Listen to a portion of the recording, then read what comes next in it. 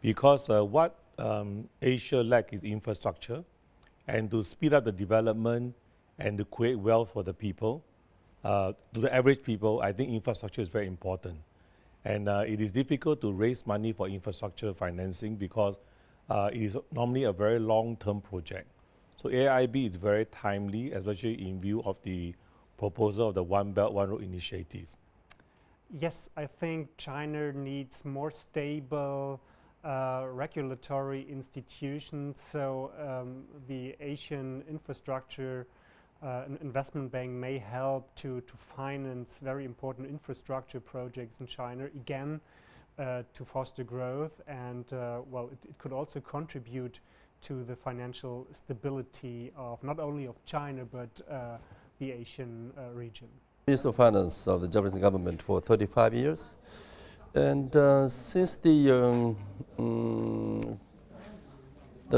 beginning of what I heard about AIIB, I support the establishment of AIIB because basically AIIB would work for the citizens of Asian countries. So for the welfare of the Asian citizens, AIIB is expected to be a very useful institution. And basically what is good for the ordinary people, the ordinary citizens in Asia is a good institution. So that's why I have supported the establishment of AIIB.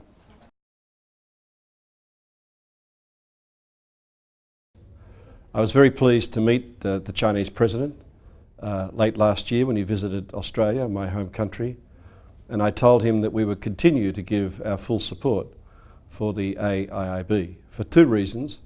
One is the AIIB is very important for the practical role in supporting economic integration and infrastructure in Asia, but it's also very important as an expression of China's willingness to lead in the international system. It will help in the region, in the total region, in the Asia, certainly in China as well, but in many other countries as well. It will help to promote infrastructural investments mainly, but certainly investments in culture, investments in the education, investments in universities, and it will connect, it will attract many new funding for the region. Now, if we look at the world stage, many international organizations like the World Bank, the International Monetary Fund, the Asian Development Bank, all those world or regional organizations, they don't do this sort of infrastructure building.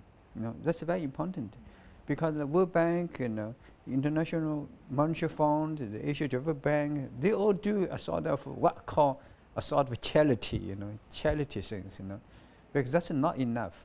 Because China and the West have different economic philosophies. In the West, the people believe in economic liberalism. They don't regard, say, well, the government should bear responsibility for large-scale infrastructure building.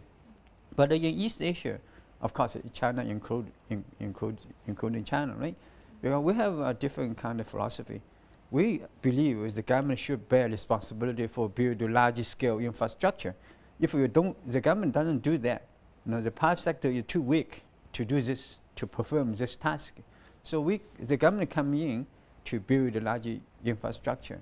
So this AIIB is complementary to existing international organizations. They can do a lot of cooperation, right? So that's why AIIB so far has been very popular.